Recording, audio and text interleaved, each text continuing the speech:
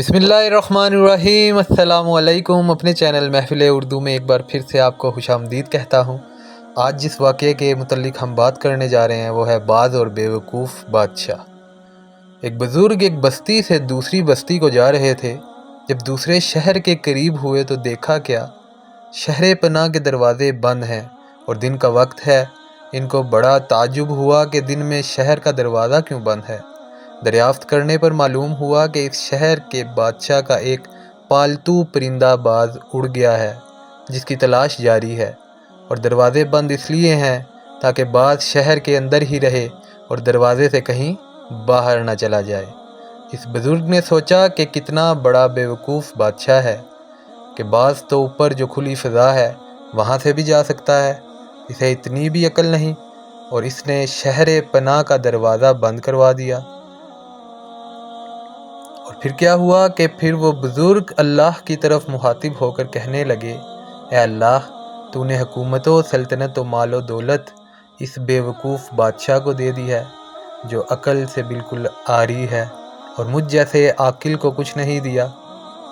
तो अल्लाह की तरफ से इल्हाम हुआ कि क्या आप इस पर राज़ी हैं कि इसकी बेवकूफ़ी और हमाकत के साथ आपको ये दौलत व हशमत और हुकूमत व सल्तनत और जाह व जलाल सब कुछ इस बादशाह से छीन के आपको दे दी जाए, और आपकी अक्लमंदी और तकवा, शेयारी, नेकियां और अताअतें सब उसको दे दी जाएं।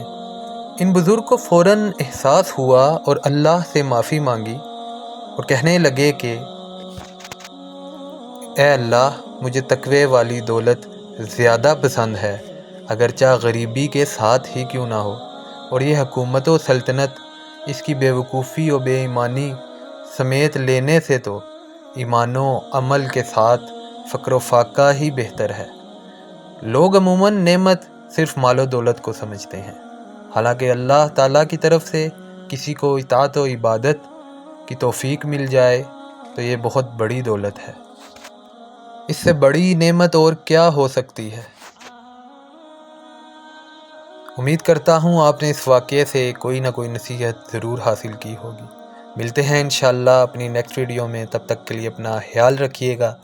मुझ नाचीज़ को अपनी दुआओं में याद रखिएगा। अल्लाह हाफ़िज़।